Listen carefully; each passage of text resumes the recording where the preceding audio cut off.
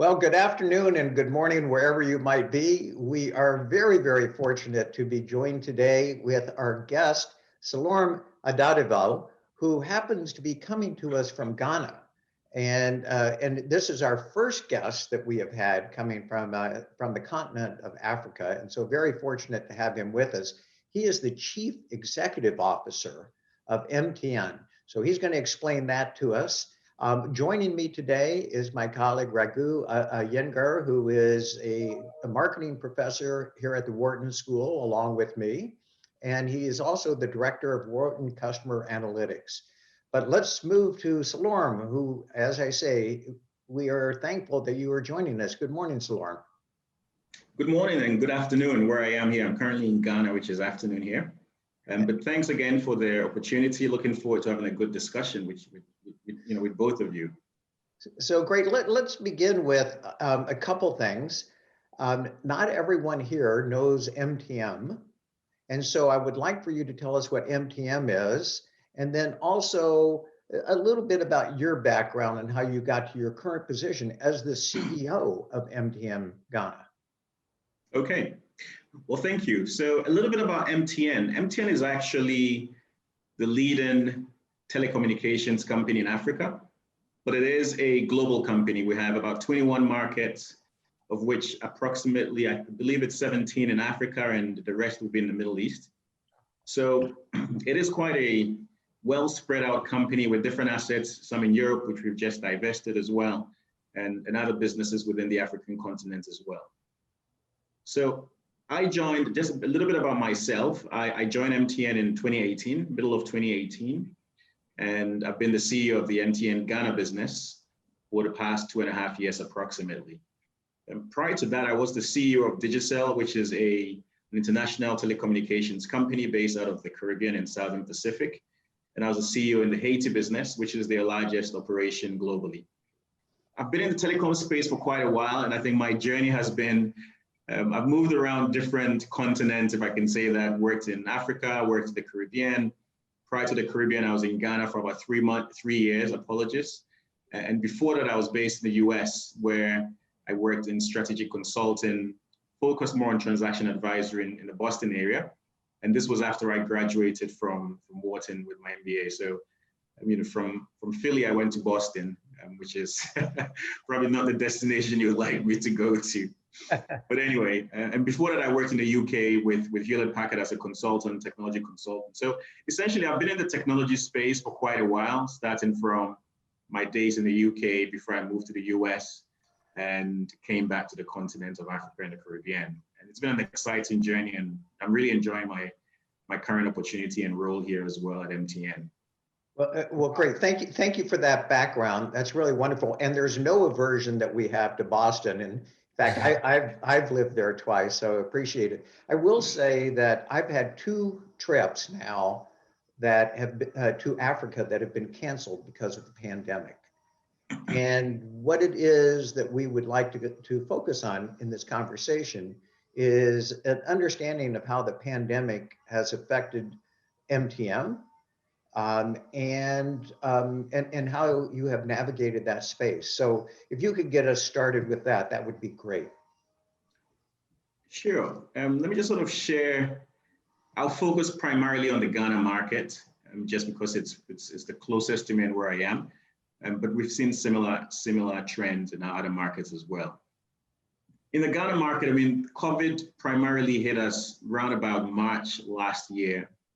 And in as much as we're heard about COVID and the impact in other markets, for example, our Iran market was hit quite early in January. So we did have some lessons from what they went through in the first couple of months. And we had a couple of things put in place, disaster recovery, simulations, just to make sure we could cope with a pandemic. Once it hit us, all those things kicked in.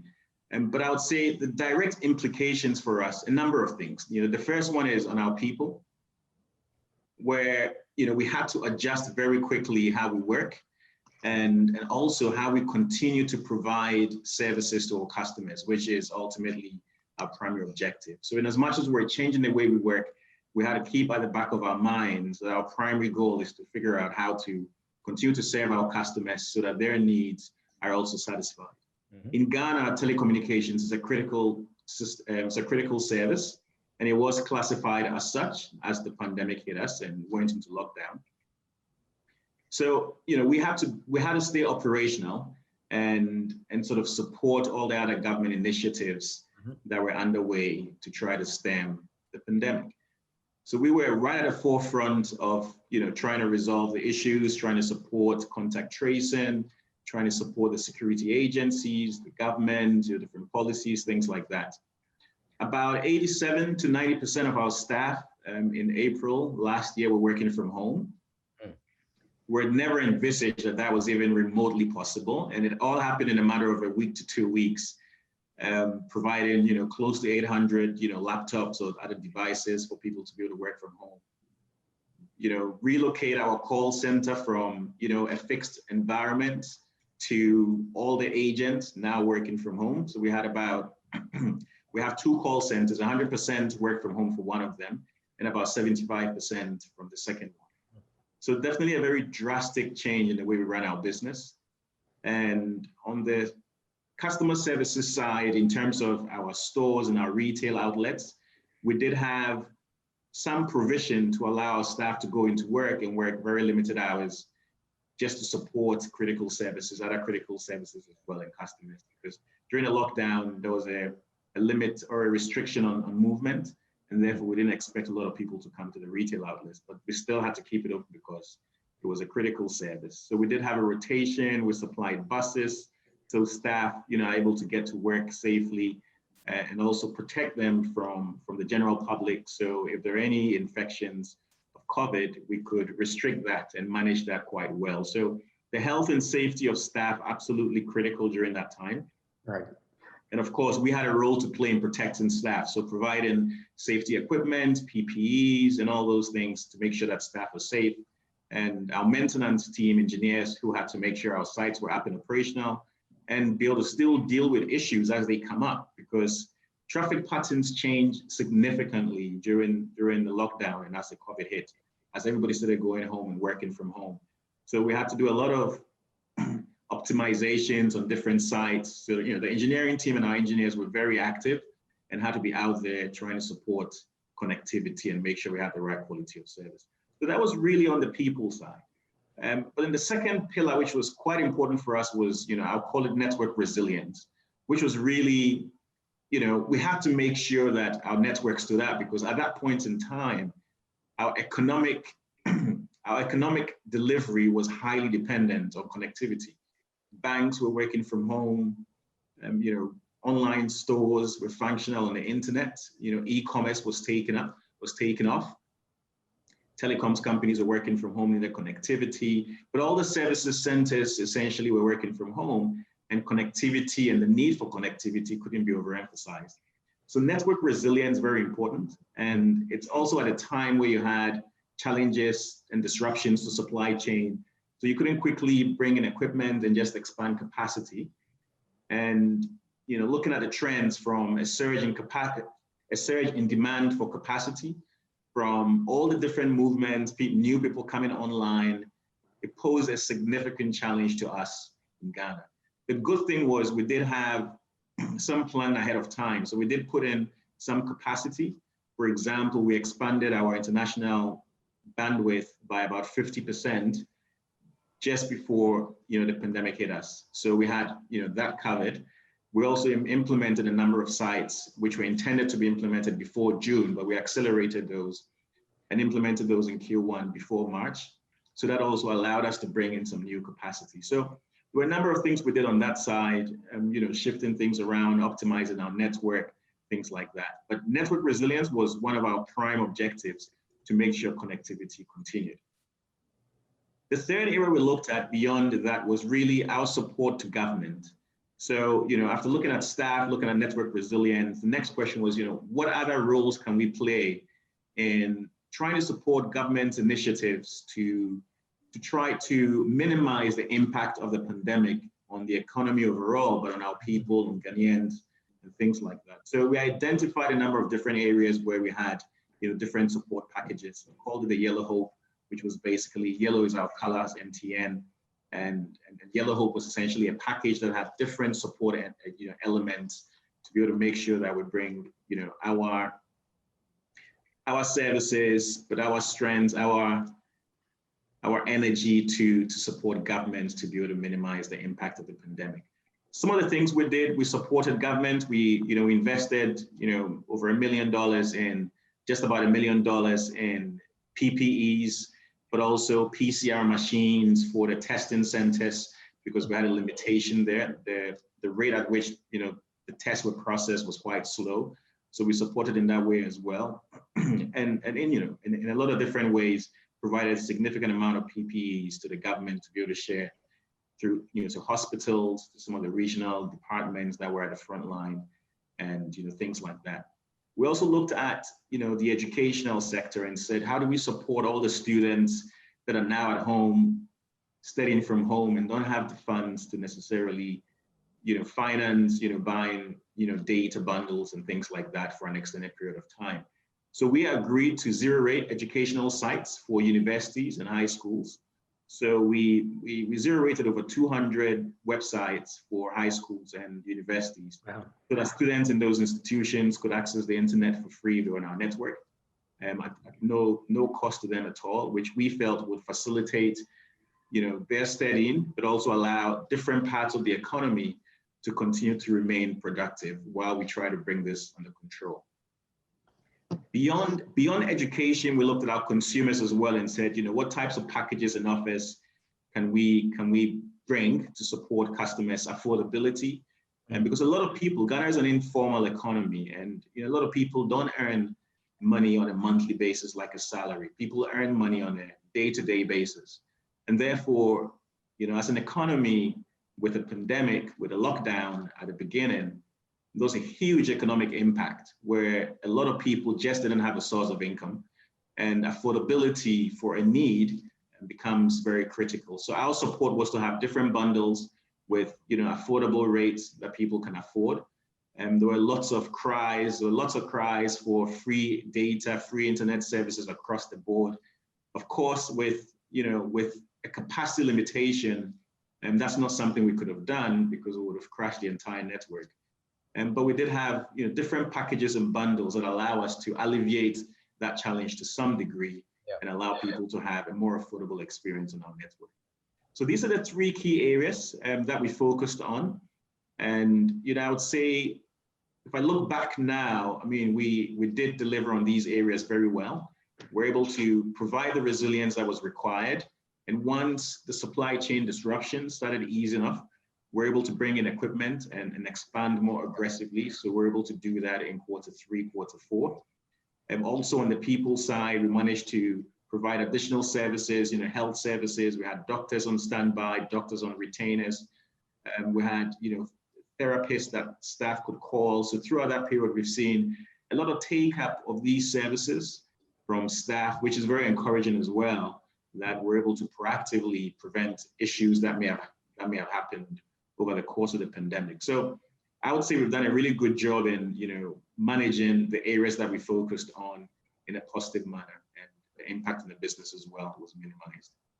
Wow. No, I think this is incredible in terms of all the different areas that the organization had to look at. Given the fact that not just looking at consumers, but also from a government standpoint, educational standpoint. One of the things that Dave and I have seen across all the interviews we've done is the key decision makers like yourself at one time they need to be agile. Lots of things are happening. On the other hand, you need to have a strategy in place, because you can't just keep doing lots of things because you don't know exactly what the long-term goal would be. So how did you go about kind of straddling the two sides, sort of looking at the strategy and the focus that you need to have, but at the same time implementing all these other things that are coming along? It's a very good question, actually. And yes, we did have that challenge in how to reprioritize.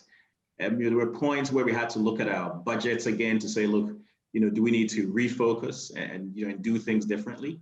But I have to say, the way we're set up as well allows us to be able to do some of these things a little bit more comfortably. For example, we have a team crisis response team that has a number of different members from different departments. Oh, interesting. And that team was, probably 30 to 40 people who were managing everything to do with the crisis, getting PPEs ordered, getting PPEs dispatched to the regions, making sure it was delivered to the right places.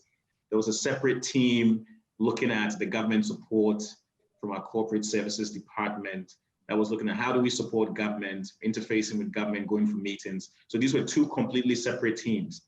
But the fact is that, for some of these teams, this became their primary responsibility for about 3 months. So everything else was deprioritized. And we basically said, let's just focus on this for the next 3 months. It was to the end of June. Q2 was primarily COVID support. Once we put some of the structures in place, it became a little bit easier to manage Q3, Q4. And from that perspective, because in Q2, we were able to put things in place so that things could run. But it was definitely a strain on our people. People have worked very hard last year. Very few people took their vacations in the right forms. I mean, you'd see on the system that people have booked vacation, but they're spending most of the vacation time working. So even though from an administrative standpoint, it would show that, vacation time has been taken, from a practical standpoint, it really wasn't taken. So there was a strain, and in as much as we minimized and deprioritized certain strategic elements that we would have elevated without COVID, even doing that was not enough to allow the perfect balance. And a lot has suffered when it comes to work-life balance. Last year was a terrible year for that. And a lot of staff are continuing to struggle now because they didn't take enough time off. So that's something that we're conscious of and we're trying to manage. So we're trying to give people some flexibility at the beginning of this year so that people can recuperate.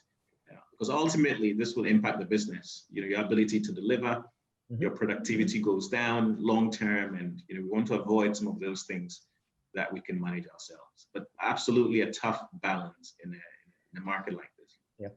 No, as you tell the story, it is amazing how you have adapted so quickly. As you said, you had 1 to 2 weeks to suddenly make all these shifts. And part of what it is that I'm hearing is in many ways a demand for MTN services go up. Education being delivered online, for example, as just one, but certainly all the medical tracing. Your MTN is not a government agency.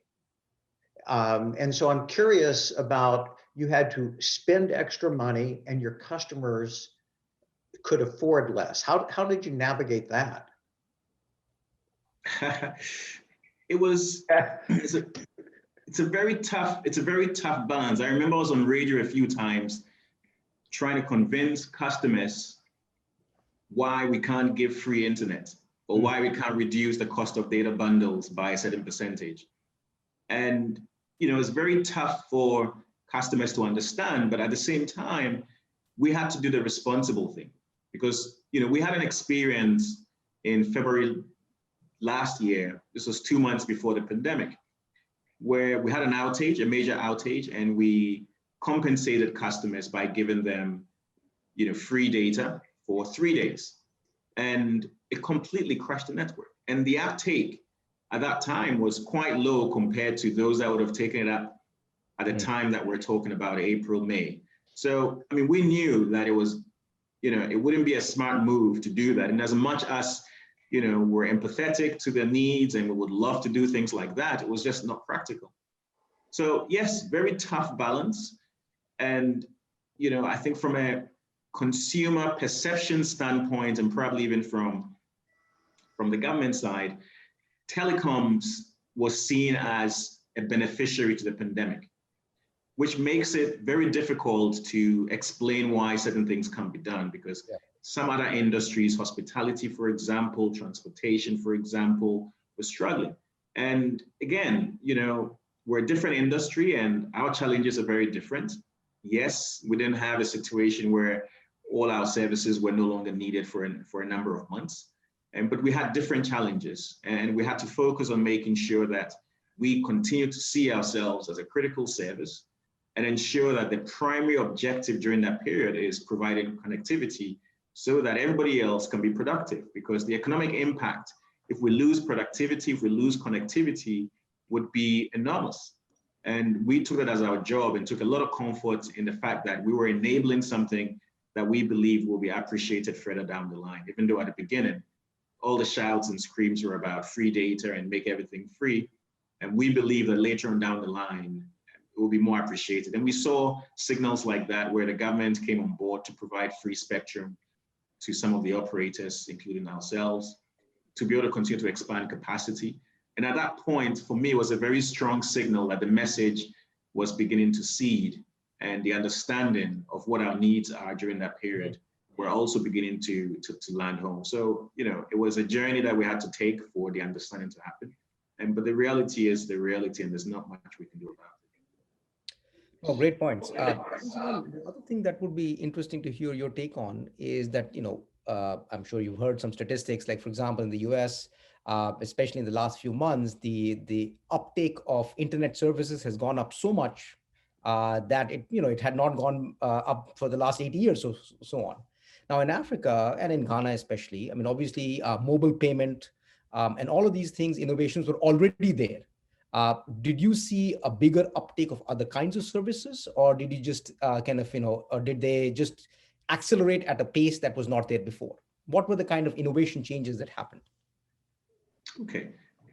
No, we definitely saw surges in demand across our major services, and I'll just focus on the core services. So our voice, which is our primary communication service, data, and as well as mobile financial services or mobile money. In terms of voice, the surge was not too significant. I would say the incremental demand was somewhere in the single digits, sort of mid-single digits, 5 to 6% range.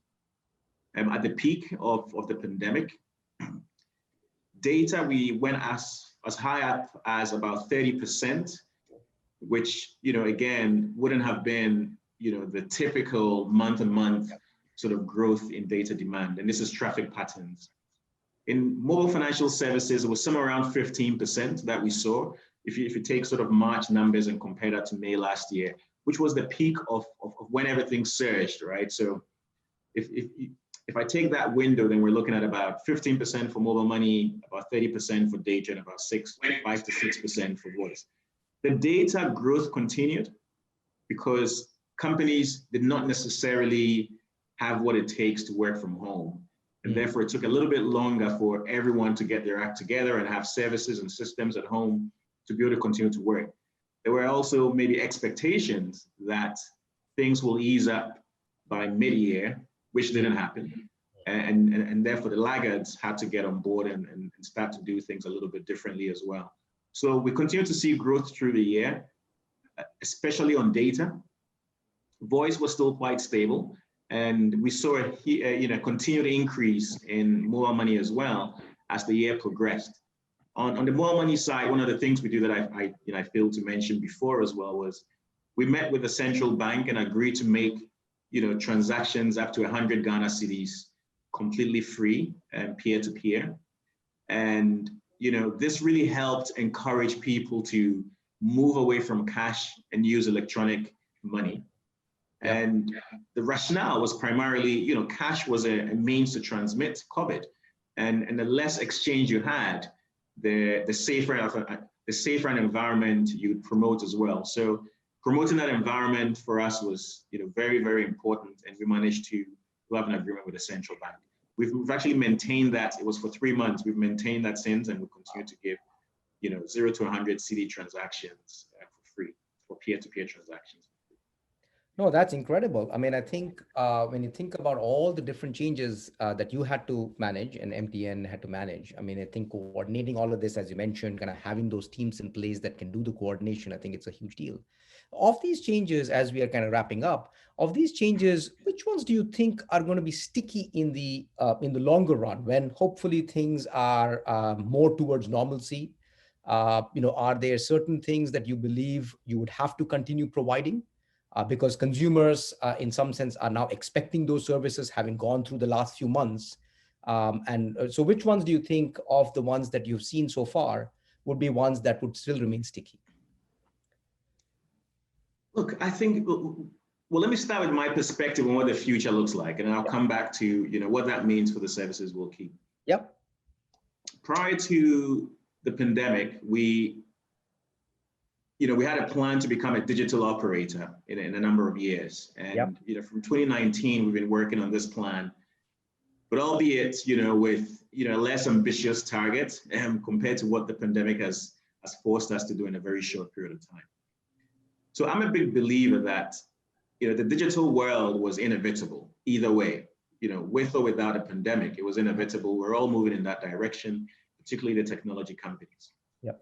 What the pandemic has done, though, it's accelerated, first of all, our implementation of certain initiatives, but it's also accelerated the adoption of digital technology. And then thirdly, it's also increased the broad and mass awareness of the importance of digital to the next, I guess, to our future, and why we need to take it seriously today. So with that in mind, I think the things that will stick for us, the first one is we'll continue to see digital transformation being core in the strategies of companies. I've seen a lot of banks that are going through digital transformation. I expect that to continue because, with or without a pandemic, that shift has happened and the competitive basis has changed. People are more efficient and therefore they can spend more on marketing because the operational cost has reduced because they're more digital. And if you're a competing entity, you have to also, step up. And the way to do that is to transform. So digital transformation will continue, and that's one. The way we work will ultimately, also continue to be more in line with what we're seeing today. Maybe not to the same extent, where during lockdown we had 90% of staff working from home. Before the pandemic, we actually had some policies on flexible working that were just approved. And again, this was even without the knowledge of the extent to which the pandemic will shift things. But we're already thinking in that direction. So, excuse me. So, I think the way we work will ultimately change. Working from home has come to stay. We will see more flexibility around that at our workplace. In Ghana, that wasn't, at all the norm, and it wasn't very much embraced either. So it's been a big shift, but it's also proven to us that we can do it. I think a lot of people would have felt it's impossible to have a call center operating from agents' homes. I would probably not even have thought about that, as feasible to the extent to which we tested these. So those have come to stay, and I think we'll continue to see those being part of all companies, the strategies of companies going forward. And the last part, I think, is maybe more a softer point, but it's around empathy and the importance of health. I think the consciousness of us as human beings will change completely, where the importance of health, the value people put on healthy food, healthy eating, healthy lifestyle would all go up. And we should see, a complete change as well in, the value perceptions of things that are health positioned. I do think from a marketing standpoint, we'll see a lot of shifts in that direction as well, where if you don't have a healthy proposition, you're probably losing value because, customers will be a lot more sensitive to those things going forward. Great. So, Selorm, what it is you've told us, I think, is so enlightening, and it's amazing how much you have shifted, but also your perspective of how it's going to carry forward into the future, including these last issues that you were just raising of working from home may become more the norm, and people using the network more is something that's going to continue to be the case. So you've done an amazing job. Thank you for sharing your story with us, and good luck as you go forward. And again, from both of us and the Wharton School, we thank you and we're proud of you. So thank you very much. Thank you, David, and thank you, Raghu, as well. It's a pleasure and all the best. And I'm looking forward to our continued interactions. Thanks. Great. Thank you, Selorm. Take care. Thank you. Cheers. Bye-bye. Bye.